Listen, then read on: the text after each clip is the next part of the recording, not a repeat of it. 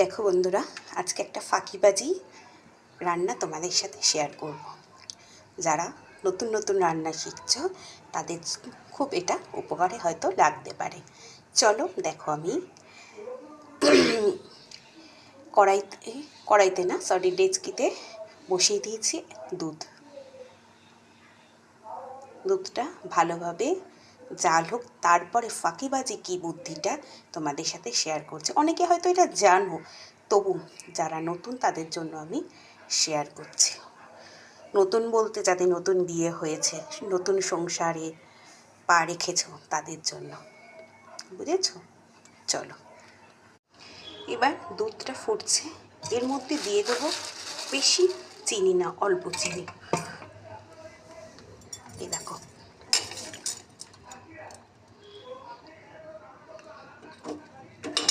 এই যেটা আমি করব তার জন্য মিষ্টি বেশি লাগবে না, অল্প দিলেই হয়ে যাবে।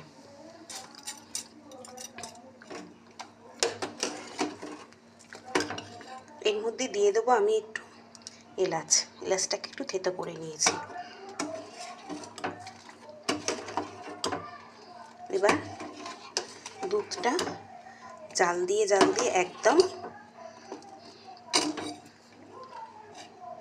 ক্ষীর না, ক্ষীরের আগে মতো করে নিতে হবে, যেহেতু চিনিটা দিলাম দুধে।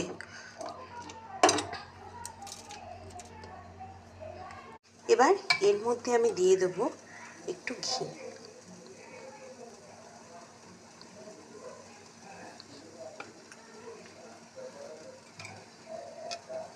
স্বাদটা ভালো হওয়ার জন্য।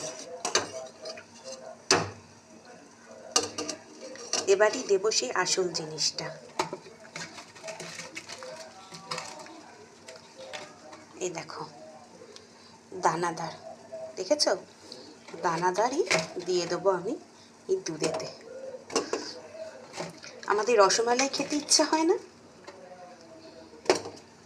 এখন রসমালাই সেই আগেকার দিনের মতন না, অনেক টাকাই বলে এক একটা কাপে। আমাদের এখানে তো তোমার 40 থেকে 50 টাকা নেবেই মিষ্টির দোকানে রসমালাই।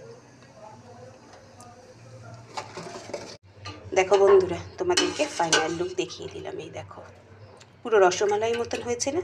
এই হচ্ছে ফাঁকিবাজি রান্না। তাহলে আমরা অত টাকা দিয়ে রসমালাই না কিনে এরমভাবেও বানাতে পারি। দেখো কি সুন্দর হয়েছে। চলো আজকের মতন টাটা।